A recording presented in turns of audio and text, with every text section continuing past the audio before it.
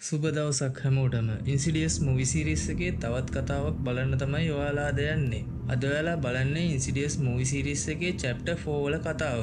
ඉන්සිඩියස් chapter 4 මෙයාලා හඳුන්වන්නේ ඉන්සිඩියස් தி last කී නමින්. මේ කතාවෙත් ප්‍රධාන වෙන්නේ chapter 3 වලදී කිව්ව ප්‍රධානම තුන් දෙනා. chapter 3 වල මම කිව්වේ කතාව දිගටම ඇදගෙන යන කට්ටියක් ගැන.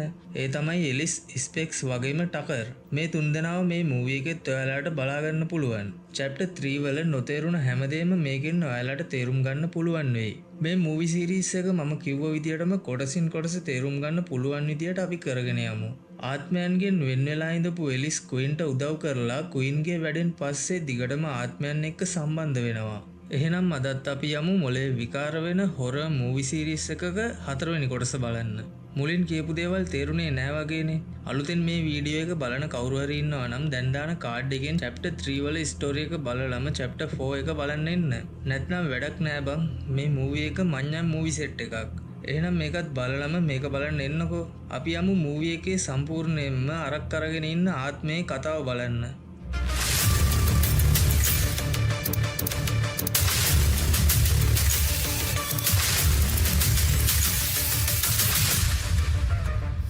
මේ කතාව පටන් ගන්නේ 1953 දී නිව් මෙක්සිකෝ වලින්. මේ ස්ටෝරි එකේදී එලිස්ගේ පොඩි කාලේදී වුණ සිද්ධිමාලාවකින් තමයි මේ මූවි එකේ ගොඩක් දේවල් යන්නේ. මෙතනදී එක ගෙයක් පෙන්නනවා. මේ ගෙදර ඉන්න කෙනෙක් හිට්ලර්ගේ ආණ්ඩුවට සම්බන්ධ නිවුස් බලන ගමන් ඉන්නේ. එතන තව ළමයි දෙන්නෙකුත් ඉන්නවා. ඒ ඉන්නේ එලිසුයි එයාගේ මල්ලි. මෙතන නිවුස් බලන කෙනා එලිස්ගේ තාත්තා. එලිස්ගේ අම්මත් මෙයාලත් එක්කම ඉන්නවා. එලිස්ගේ අම්මගේ නම තමයි ඕඩ්‍රි. තාත්තගේ නම ජෙරල්ඩ්. ඒ වගේම මල්ලිගේ නම තමයි ක්‍රිස්ටියන්.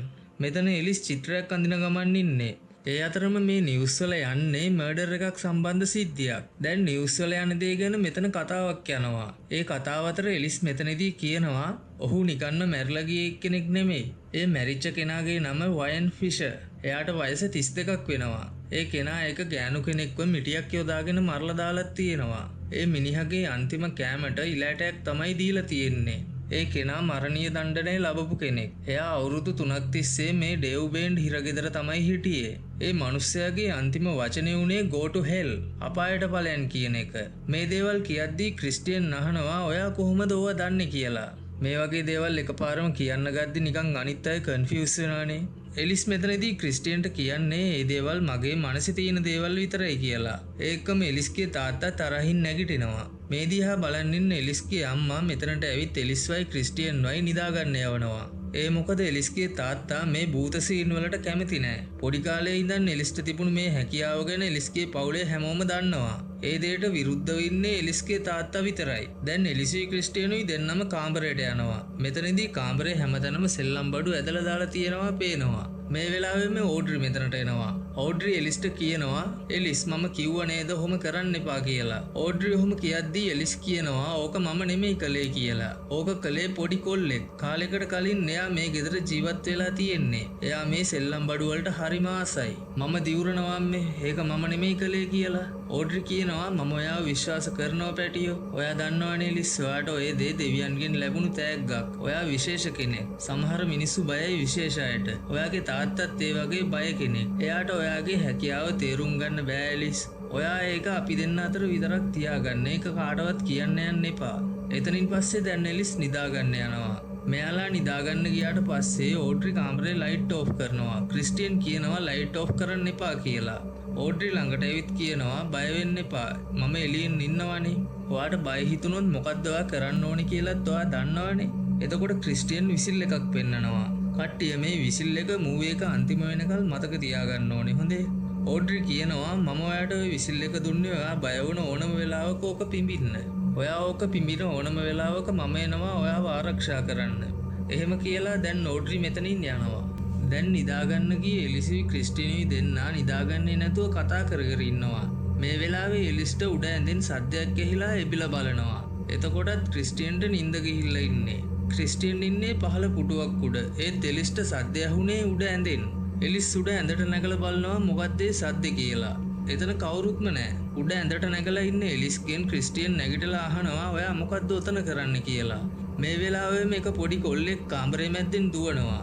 එලිස් ඇඳ උඩින් බැහැලා එයත් එක්ක කතා කරන්න ඉස්සරහට යනවා. එලිස් අහනවා ඔයා නේද සෙල්ලම් බඩුව ඇදලා දැම්මේ කියලා. ඒ ඉන්න හොල්මන ඔව් කියලා එලිස්ට උත්තර දෙනවා. ක්‍රිස්ටියන් ඒකට බය වෙලා ඇඳට දුවලා වහ ගන්නවා. එලිස් මෙතනදී අර කොල්ලත් එක්ක තවත් කතා කරන්න ගන්නවා. මේ වෙලාවෙම ක්‍රිස්ටියන්ගේ ඉස්සරහින් හොල්මන් කොල්ලා මතුවෙනවා. ක්‍රිස්ටියන් මා හයියෙන් කෑ ගහනවා. ඒ සද්දෙට මෙයාලගේ තාත්තා මෙතනට එනවා. ජෙරල්ඩ් මෙතනට එන එක දකින ඕඩ්‍රිත් මෙතනට එනවා. ජෙරල්ඩ් එලිස්කින් අහනවා ඔයා හොල්මන් දැක්කද කියලා. එලිස් ඔව් කියනවා. ජෙරල්ඩ් එලිස්ට කියන්නේ මට ඔයාට රිද්දන්න ඕනේ නෑ පැටියෝ. ඔයා හොල්මන් දැක්කේ නෑ කියලා විතරක් කියන්න. ඒ ඇති. මේ මොනා හැව්වත් එලිස් කියන්නේ එයා භූතයෙක්ව දැක්කමයි කියලා. එහෙම කියන නිසා එලිස්ට ජෙරල්ඩ් වේවැලකින් හොඳටම ගහනවා. ජෙරල්ඩ් දැන් එලිස්ව ගෙනihin පහළ තට්ටුවට දාලා වහලා දානවා. ජෙරල්ඩ් ඕනේ එයාගේ ගෙදර හැමෝම එයාගේ නීතිවලට ඉන්නයි. දැන් පහළ තට්ටුවේ ඉන්න එලිස් ප්‍රොජෙක්ටර් එකක් වගේ දෙයක් ඔන් කරනවා. ඒ වෙලාවේදී මෙතන අద్භූත කෙනෙක් කතා කරන සද්දේ එලිස්ට ඇහෙනවා. එහෙම ඉන්න අතර එතන තියෙන කී හෝල් එකකින් එලියක් එනවා. ඒක එලිස් දැකලා ඒ ළඟටම යනවා. ඒ දොර එහා පැත්තෙන් එලිස්ට කෙනෙක් කතා කරනවා.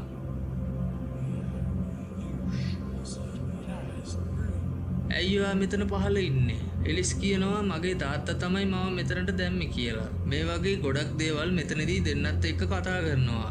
මේ දොර එහා පැත්තේ ඉන්න අద్භූත කෙනා එලිස්ට කියනවා මේ දොර අරින්න. එතකොට මේ තැන ගොඩක් එළිය වෙයි. යතුරු ඔතනම එල්ලලා ඇති. ඔයාට විතරයි මේ දොර අරින්න පුළුවන් එලිස්. දැන් එලිස් යතුරු අරගෙන කී හෝල් එකට දානවා. මේ වෙලාවෙම ඉබේම දොර ඇරෙන්න ගන්නවා. එහෙම දොර ඇරුණට පස්සේ දොරෙන් කෙනෙක් එළියට එනවා. එලිස් මෙතනදී දොර අරින්න පාවිච්චි කරපු යතුර ඒ දොරෙන් එන කෙනාගේ එක ඇඟිල්ලක කොටසක්. එලිස් මේ දෙයට බය වුණාට ඒ කිසි දෙයක් එළියට පේන්නේ නැහැ. දැන් දොර ටිකෙන් ටික ඇරෙන්න ගන්නවා. දොර සම්පූර්ණයෙන්ම ඇරුණ ගමන් මේ ආත්මය එලිස්ගේ ඇඟට එනවා. මේ දේ නිසා ගෙදර මේසපුටු එහෙම හෙල්ලෙන්න ගන්නවා. ඒක දකින ඕඩ්‍රිට සැකයක් එනවා. ඕඩ්‍රි ජෙරල්ට හොරින් එලිස් ඉන්න තැනට එනවා. මේ වෙනකොටත් එලිස්ගේ ඇඟට ආත්මය ඇවිල්ලා ඉවරයි. කලින් එලිස් ඔන් කරපු ප්‍රොජෙක්ටර් එක වගේ අයිටම් එකේ කේබල් එකක් මාර්ගෙන් එලිස්ගේ අම්මව මේ ආත්මය මරලා දානවා. මේ කිසිම දෙයක් එලිස්ට නවත්වන්න බෑ. දැන් ජෙරල්ඩ් මෙතනට එනවා. ඒ වෙනකොටත් ඕඩ්‍රිට මැරෙන්න සිද්ධ වෙලා ඉවරයි. එලිස්ට මෙතනදී සමාවිල්ලනවා ඇරෙන්න වෙන කරන්න දෙයක් නෑ. මේ සිද්ධිය අතරම වර්තමානයේ 2010 දී කැලිෆෝනියාවලදී එලිස් නිින්දෙන් හැරෙනවා. කට්ටිය මෙච්චර වෙලා අපි හිටියේ එලිස්ගේ පොඩි කාලේ වුණ සිද්ධි දැකපු හීනෙක. මේ හීනෙත් අපිට ගොඩක් වටිනවා. මේ මූවි එක ගැන හැමදේම දැනගන්න මේ හීනෙත් ඕන වෙනවා. මේ මූවි එක ගැන හැමදේම හොයාගන්න අපි පොඩ ඉස්සරහට යමුකෝ සිද්ධිය මොකද බලන්න. දැන් වර්තමානයේ ඉන්න එලිස් එයාගේ දිනපොතේ එලිස් පොඩි කාලේ දැකපු ආත්මයේ චිත්‍රයක් ඇඳලා තියෙනවා. දැන් එලිස් ඒ සටහන ළඟින් ලියනවා give me the key කියන වචනය. ඒ කිව්වේ මට මගේ යතුරු දෙන්න. එලිස්ගේ ගෙදර දැන් තව දෙන්නෙක් ඉන්නවා. ඒ දෙන්න තමයි ස්පෙක්ස් ටකර්. මේ හැමදේම චැප්ටර් 3 වලදී මම පෙන්නලා තියෙනවා. බලපු නැති අය අනිවාර්යෙන් ඒක බලලා මේක බලන්න එන්න. අපි යමු දැන් කතාවට. මෙතනදී එලිස්ට කෝල් එකක් එනවා. මේ කතා කරන කෙනාගේ නම ටෙඩි ගාසා. මේ ගාසා කියන මිනිස්සයා එලිස්ට දෙයක් කියනවා. එයාගේ ගෙදර අద్භූත දේවල් සිද්ධ වෙනවා. ඒක විසඳලා දෙන්න පුළුවන්ද කියලා තමයි එලිස් කියන ගාසා ඉල්ලන්නේ. එලිස් මේ දෙයට කැමති වෙනවා. එලිස් දැන් ගාසාගෙන් ගෙදර ලිපිණිය අහනවා. දැන් ගාසා කියන ලිපිණිය එලිස් කලින් ඉඳන්ම දන්න එකක්. මේ ගාසා කියන මිනිස්සයා ඉන්නේ එලිස් පොඩි කාලේ ඉඳන්ම හිටපු ගෙදර. මුලදී එලිස්ගේ හීනෙන් පෙන්නපු ගෙදර තමයි මේ කියන්නේ. මේ ලිපිණිය අහපු ගමන් එලිස් ඒ වැඩේ කරන්න බැහැයි කියලා ගාසාට කියනවා. මෙතනදී හරියටම හීනෙන් පෙන්නපු දේ ඇත්තයි කියලා අපිට පෙන්නනවා. මේ දවසේ රෑම එලිස් ස්පෙක්ස්ටයි ටකර්ටයි කතා කරලා කලින් ආපු වැඩේ අතහැරපු හේතුව කියනවා. ඒ අතර තව එලිස් කියනවා මම මේ ලෝකෙට ගෙනාපු දේ තමයි මගේ අම්මවත් මැරුවේ. මේ ආත්මෙට ඕනේ මගේ බලය පාවිච්චි කරන්න. මේ ආත්මේ මාව ගන්න ඕනම දෙයක් කරයි. මම ආදරය කරන හැමෝම මූ මරලා දායි. ඒකයි මම එහෙට යන්න කැමති නැත්තේ. ඒත් මට මේ මිනිස්සයාට උදව් කරන්න වෙනවා. ඒත් ඔය දෙන්න එකට එන්න එපා. මෙහෙම ස්පෙක්ස්ටයි ටකර්ටයි එලිස් කියලා ඊට පස්සේ දවසේ දැන් එලිස් උදෙන්ම යන්න හදනවා. මේ වෙලාවෙම ස්පෙක්ස් ටකර් දෙන්නම ට්‍රක් එකක් අරගෙන එලිස් ළඟට එනවා. මුන් දෙන්න නම් එලිස්ව අත්තරින්නේ නැහැ මොනවා වුණත්. දැන් කට්ටියම ගාසාගේ ගෙදරට එනවා. එලිස්ගේ ජීවිතේ සැඟවුණු රහස් ගොඩක් මේ ගෙදර තමයි තියෙන්නේ. දැන් කට්ටියම මේ ගේ ඇතුළට එනවා. මේ ගේ ඇතුළ තාමත් පරණ වගේමයි කිසිම වෙනසක් වෙලා නැහැ. එලිස් ගාසාගෙන් මේ වෙන දේවල් ගැන විස්තර අහනවා. මෙහෙම විස්තර අහන ගමන් එලිස් ගේ වටේම විපරම් කරනවා. එලිස් ගාසාගෙන් අහනවා මේ අద్භූත දේවල් වැඩිපුරම ඔයාට දැනෙන්නේ කොහෙන්ද කියලා. ගාසා එලිස්ට එක කාමරයක් පෙන්නනවා. මේ කාමරේ තමයි ගාසා කියපු අద్භූත දේවල් ගොඩක්ම වෙන්නේ. දැන් තුන්දෙනාම වැඩ පටන් අරන් තියෙන්නේ. මේ අතර ගාසා එයාට උන දේවල් විස්තර කරනවා. එතනින් පස්සේ එලිස් එදා රෑ අර කාමරයට යනවා. එලිස් යන්න කලින් ටක කැමරා මයික් එහෙම සෙට් කරලා තමයි එලිස්ව යවන්නේ. ස්පෙක්සුයි ටකරුයි දෙන්නත් එළියේ ඉඳන් මේ කාමරේ වෙන හැමදේම බලාගෙන ඉන්නේ. දැන් කාමරේ ඉන්න එලිස් මේ කාමරේ හැමතැනම බලනවා. මෙතනදී ක්‍රිස්ටියන්ගේ පොඩි කාලේ අම්මා දුන්නු විසිල් එක මෙයාට හම්බෙනවා. එතනින් පස්සේ එලිස් තවත් ඉස්සරහට යනවා. එතනදී එලිස්ට දෙයක් දැනිලා පිටිපස්ස බලනවා. එතන එයාගේ තාත්තගේ ජැකට් එක.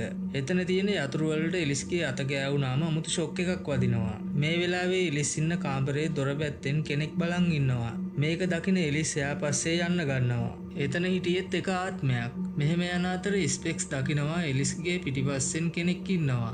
ස්පෙක්ස් දකින දේ එලිස්ට පේන්නේ නැහැ. ස්පෙක්ස් ඒක දකින්නේ කැමරාවෙන්. මෙහෙම ඉන්න අතර ඒ ආත්මය ඇවිල්ලා එලිස්ගේ බෙල්ලෙන් අල්ලගෙන කියනවා එයාට උදව් කරන්න කියලා. මේක වෙන වෙලාවේ මේ එළියේ ඉන්න කට්ටියම මෙතනට එනවා. එලිස් කියනවා එයාට අවුලක් නැහැ. විසිල් එක තමයි ආරං ගියේ කියලා. දැන් කට්ටියම ගෙදර ඉස්සරහා ඉඳගෙන කතා කරනවා. එලිස් කියනවා දෙයක් මාව පල්ලෙහාට අරගෙන ගියා. ඒ ගෑනු කෙනෙකුගේ ආත්මයක්. මම දන්නේ නෑ ඒක ඇයි මට කිව්වේ යාට උදව් කරන්න කියලා. මම දැන් දැකපු ආත්මය කලිනුත් දැකලා තියෙනවා. මම ඒ ආත්මේ කලින් දැක්කෙත් මේ ගෙදරමයි. මම ඒ ආත්මේ දකිනකොට මට වයස අවුරුදු 16ක් විතර ඇති. එලිස් එහෙම කියනකොට දැන් අතීතයට යනවා. එලිසුයි ක්‍රිස්ටිනුයි ගේ සුද්ධ කරන වෙලාවේ ලොන්ඩ්‍රි කාමරේ පැත්තෙන් සද්දයක් ඇහෙනවා. ඒ ඇහෙන සද්දෙට එලිස් ගිහිල්ලා එතන බලනවා. ක්‍රිස්ටින් ඒකටත් බය වෙනවා. එලිස් කියනවා මේ ඉන්නේ ආත්මය. මෙතන පෙන්නන්නේ අර එලිස්ගේ බෙල්ල මිරිකපු ආත්මය. ඉස්සරහට මේ ආත්මය ගැන වෙනස්ම දෙයක් පෙන්නනවා. එලිස් මෙහෙම ලොන්ඩ්‍රි කාමරේ දිහා බලන් ඉද්දී මෙතනට ජෙරල්ඩ් එනවා. එයා එතනට ගිහිල්ලා කියනවා මෙතන මුකුත් නැහැ කියලා. ජෙරල්ඩ් දැන් එලිස්ට දඬුවම් දෙන්න හදනවා. මේ වෙලාවේ එලිස් ජෙරල්ගේ මනසට එයා මැරෙන විදිය පෙන්නනවා. මේකත් එලිස්ගේ එක හැකියාවක්. දැන් මෙතනින් එලිස් පැනලා යනවා. මෙතනින් ගෙදරින් පැනලා යන එලිස් දැන් තමයි ආයිමත් මේ ගෙදරට ඇවිල්ලා තියෙන්නේ. දැන් ආයිත් වර්තමානයට එනවා. අනිත් දවසේ උදේ එලිස් ක්‍රිස්ටියන්ව හම්බෙන්න හිතාගෙන එක තැනකට එනවා. එතන ඉන්න අතර මෙතනට කෙල්ලෝ දෙන්නෙක් එනවා. එලිස් මේ දෙන්නා එක්ක නිකන්ම කතාවට වැටෙනවා.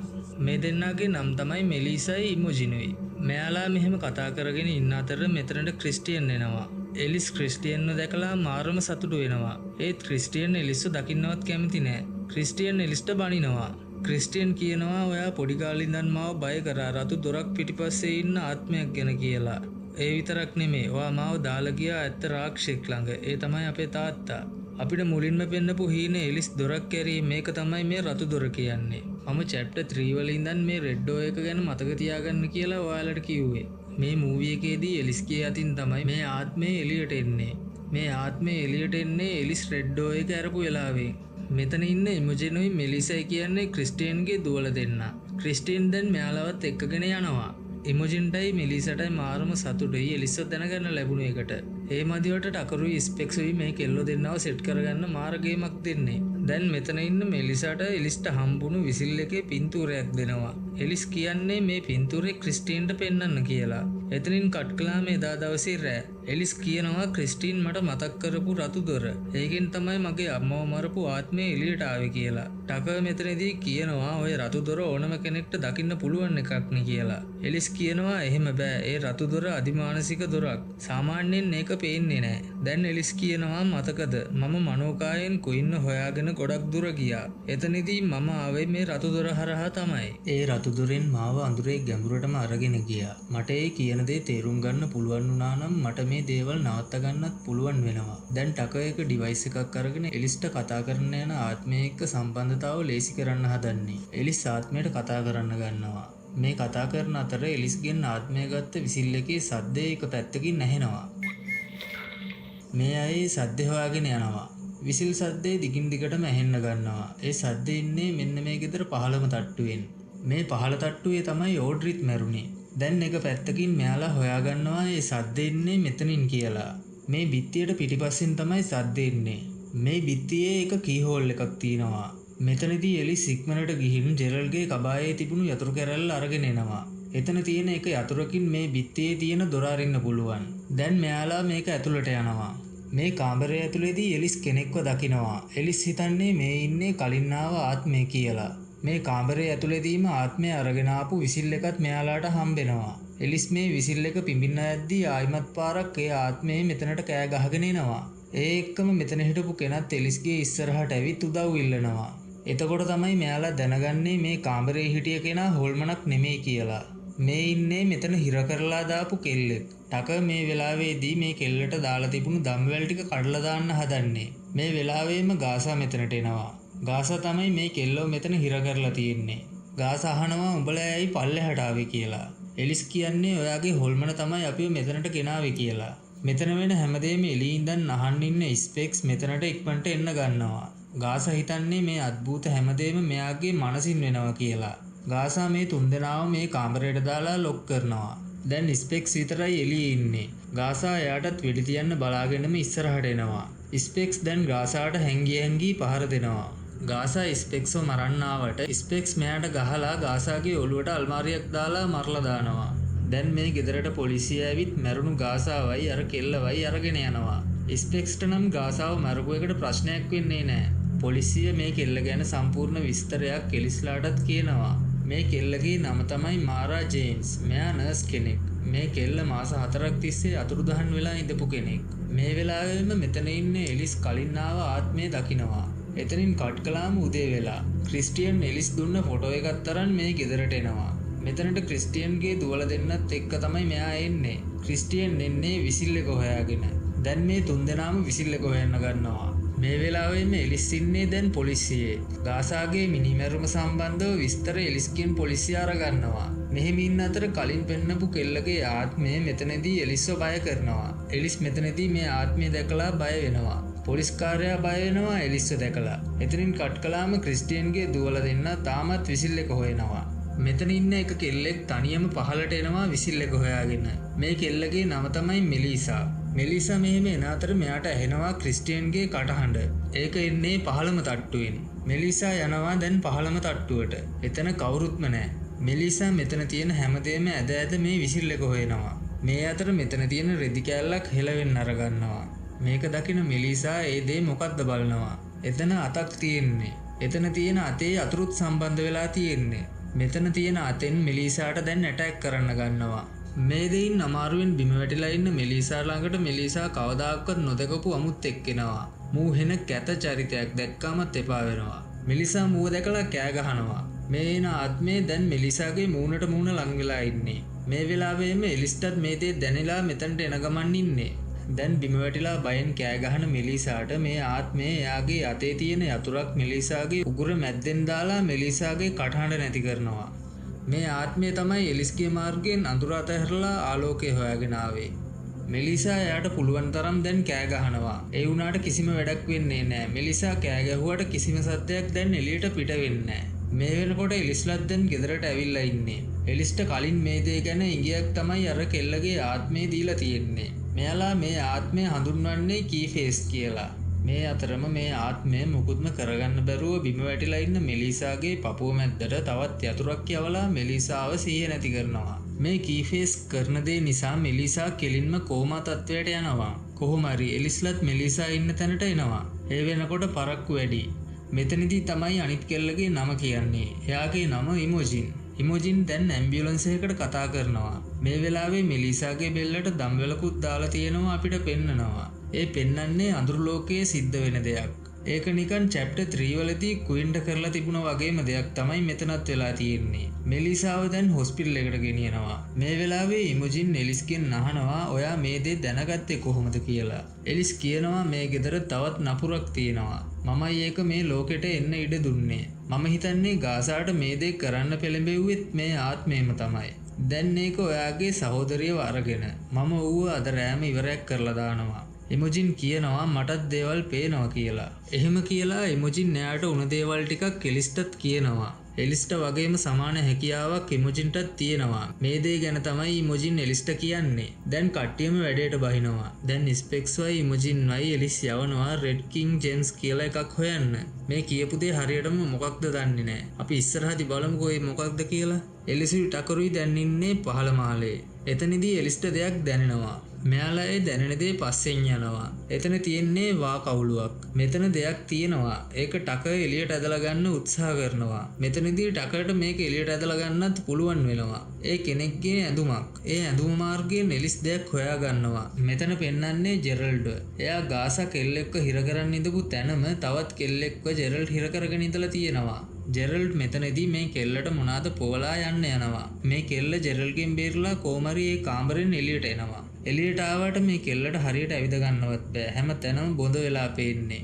දැන් එක දිගටම වැටි මේ කෙල්ල ඇවිදගෙන ඉස්සරහට එනවා. කොහොම හරි මේ කෙල්ල උඩ තට්ටුවට එනවා. මෙතනදී මේ කෙල්ලගේ අතින් කොස්සක් බිමට වැටෙනවා. ඒ සද්දෙට තමයි එලිස් මෙතනට එන්නේ. මේ තැන අපිට කලිනුත් මූවි එකේ පෙන්නුවා. ඔයාලට මතක ඇතිනේ. එලිස් මෙතනදී හිතන්නේ මේ ඉන්නේ එක ආත්මයක් කියලා. එලිස්ගේ ඒ සැකේ දුරු වෙන්නේ මෙතනදී. මෙතන ජෙරල්ඩ් කවුරුත් නැහැ කිව්වට ජෙරල්ඩ් ඒ කෙල්ලව දකිනවා. එලිස් මෙතන ගෙදර දාලා ගියාට පස්සේ ජෙරල්ඩ් මේ කෙල්ලට ඔළුව කුඩු වෙනකල්ම ගහලා මරලා දානවා. එලිස් මේ දේ දැකලා කියනවා එයා නිකන්ම මැරුණේ නැහැ. මගේ තාත්තා තමයි මේ දේ කරලා තියෙන්නේ. මේ දේත් ගාසා කරපු දේ වගේම තමයි. මේ ගෙදර සැරිසරන ආත්මය මම මේ ගෙදරදීම දැකපු කෙනෙක්. එයා පණ පිටින් හිටපු කෙනෙක්. ආත්මයක් නෙමෙයි. මට එයාව බේරගන්නත් තිබුණා. ඒත් තාත්තාට එයාව මරන්න මම ඉඩ දුන්නා. මේ වෙලාවෙම මේ ඇඳුමින් එක නූල් පොටක් මෙතන වා කවුලුව පැත්තට ඇදෙනවා. ටක ඒ එක්කම මේ කවුලුව ඇතුළට යන්න පුළුවන් විදියට මේ ෆෑන් පෙති අයින් කරනවා. එලිස් තමා මේ කවුලුව ඇතුළට යන්නේ.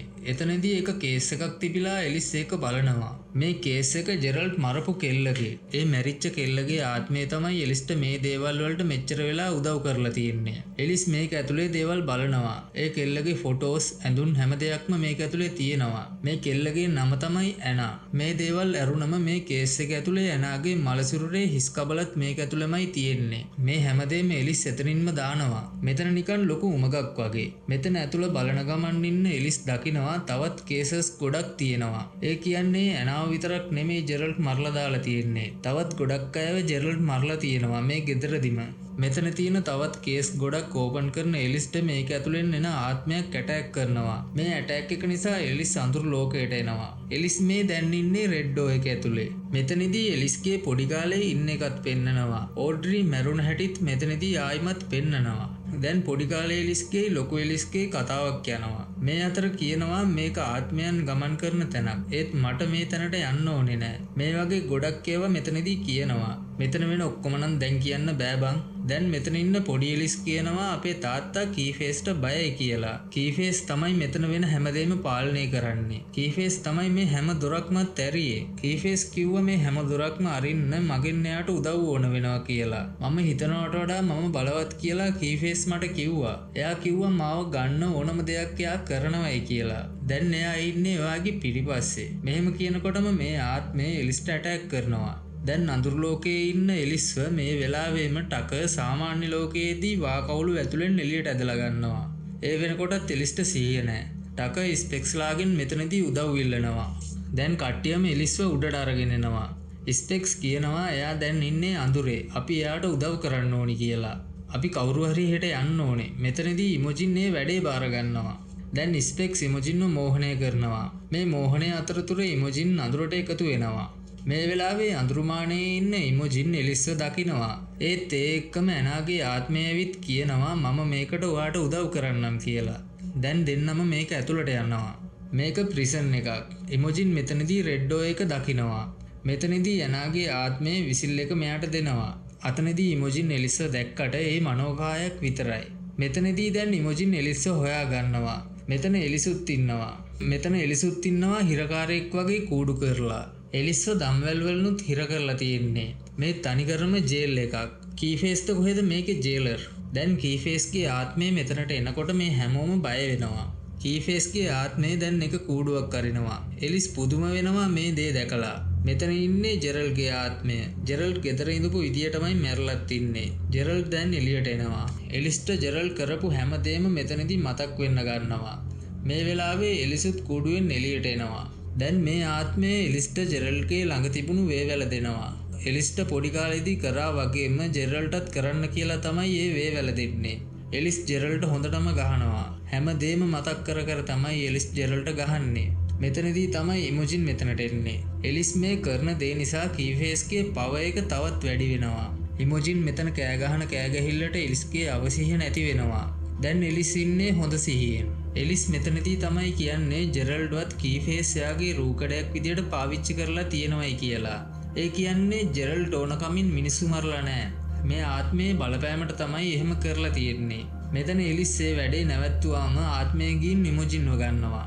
දැන් එලිස් ආත්මය ළඟට ගිහින් කියනවා ඔබට කාව හරි ඕන නම් මාව ගනින්. එයාව අතහැරලා.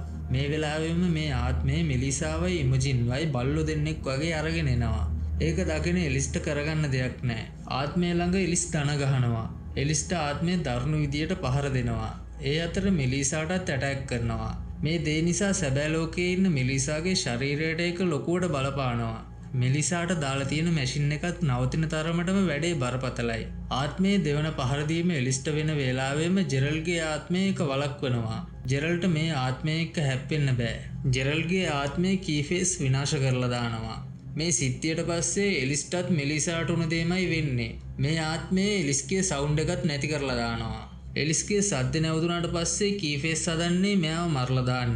මේ අතර ඉමෝජින්ට ඇනා දුන්න විසිල් එක මතක් වෙලා ඒක එලිස්ට දානවා. ආත්මය එලිස්ව මරන්න ඔන්න මෙන්න තියෙද්දී කොහොම හරි මේ විසිල් එක අරන් එලිස් පිඹිනවා. මේ සද්දෙට කෙනෙක් මෙතනට එනවා. මේ එන්නේ ඕඩ්රි. ඒ කියන්නේ එලිස්ගේ අම්මා. ඕඩ්රි කීෆේස්ට මෙතනදී පහර දෙනවා. ඕඩ්රිගේ පහර දීමෙන් කීෆේස් මෙතන දාලා යන්නම යනවා. ඕඩ්රි පොඩි කාලේ මෙයාලට කියපු විදියටම ටක් ගාලා මෙතනට එනවා විසිල් එක පිඹපු ගමන්. දැන් මෙතනදී කට්ටියම කීෆේස් ඇරලා දාපු රෙඩ් ඩෝස් වලින් ගිහිල්ලා බලනවා. මෙයාලාට යන්න ඕනේ දොර හොයාගන්න තමයි මෙයාලා මෙහෙම හැම එකටම ගිහිල්ලා බලන්නේ. මෙයාලා දැන් මුලින්ම එක රතු දොරක් අරිනවා. ඒක ඇතුලෙන් පොඩි කොල්ලෙක් එකපාරට මිනිමකක ඉඳන් බිමට වැටෙනවා. මේ වැරදි තැනක් නිසා මෙතනින් මේ කට්ටිය යනවා. එයාලාට වැරදි තැන වුණාට මේක අපිට හරි තැනක්. මෙතන ඉන්න පොඩි එකා තමයි ඊළඟට ඔයාලට හම්බෙන ප්‍රධාන චරිතය වෙන්නේ. දැන් කට්ටිය තවත් රතු දොරකින් එළියට එනවා. දැන් කට්ටියම එන්නේ හොස්පිටල් එකකට.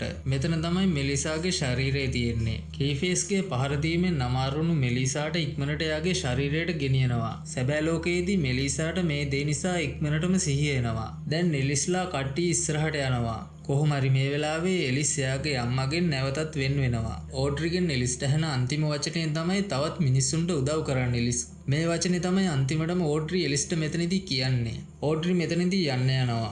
එලිස් ඉමෝජින්වත් අරගෙන එයාලාගේ සැබෑ ලෝකේ ශරීරවලට එක රෙඩ්ඩෝ එකකින් එනවා. දෙන්නටම දැන් සිහිය ඇවිල්ලා. කට්ටියම ඉක්මනින් හොස්පිටල් එකට එනවා මෙලිසාව බලන්න.